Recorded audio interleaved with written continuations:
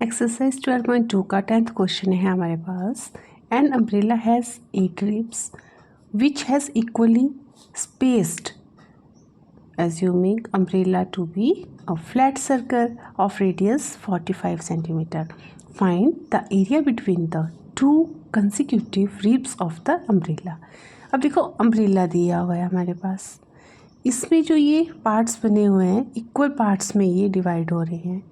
यहाँ से देखो 1 2 3 4 फ्रंट में दिख रहे हैं ना, वैसे ही बैक साइड में भी होंगे।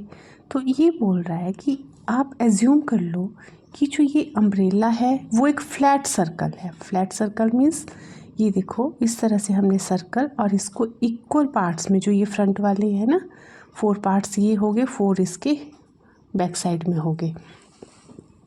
ये आ गया आपके पास ना अम्ब्रेला फ्लैट सर्कल में, और इसका देखो रेडियस दे रखा है इन्होंने 45 सेंटीमीटर। रेडियस मीन्स सेंटर से यहाँ तक का, सेंटर से यहाँ तक का ये रेडियस है। तो ये सारे कितने हैं 45 सेंटीमीटर के हैं।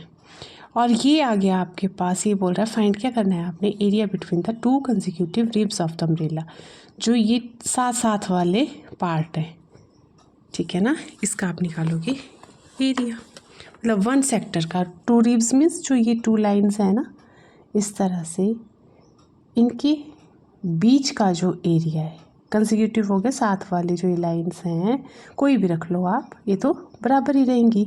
और उसका जो एरिया है, अब ये देखो एक सेक्टर बना रहा है, 1 पार्ट ले लो ना, तो एक सेक्टर है, आपने सेक्टर का फॉर्मूला निकालना है जो सेक्टर का एरिया होगा।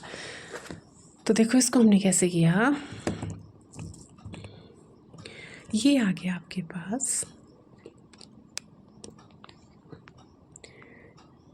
ये मैंने एक अम्ब्रेला बना दिया, ठीक है, और ये लिख लिया जी radius of the flat circle जो दिया हुआ है 45 centimetre.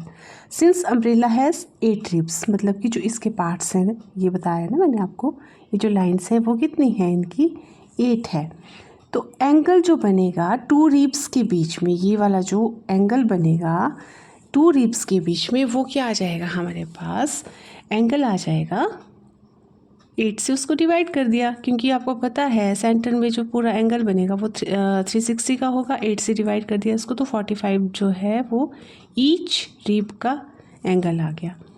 Area between 2 ribs is equal to area of 1 sector.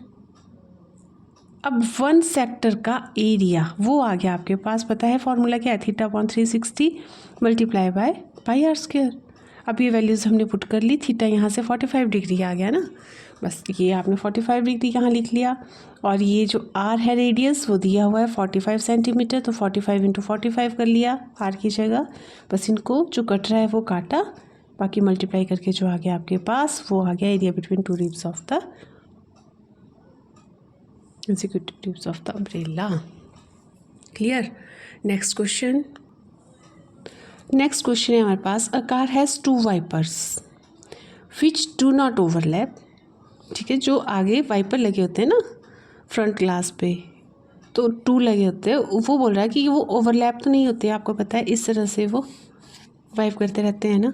Each wiper has blade, जो इस तरह से ब्लेड लगी होती है उसकी लेंथ है 25 centimetre, sweeping through an angle of 115 degree, find the total area cleaned at each sweep of the blade.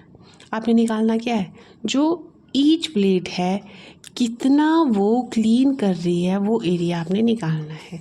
तो यहाँ भी एक तरह से वो सेक्टर ही बनेगा। आपने एंगल जो ये दे रखा है 115 आ गया, लेंथ ऑफ ब्लेड जो है वो रेडियस बताएगी आपको। तो बस यही आपने देखो कैसे किया हमने इसको। 11th क्वेश्चन जो है हमारे पास, ये आ गया length of the wiper blade जो है वो 25 सेंटीमीटर आ गई, ठीक है। उसके बाद एंगल जो बना वो आ गया 115 डिग्री का, वही दे रखा था ना आपको क्वेश्चन में।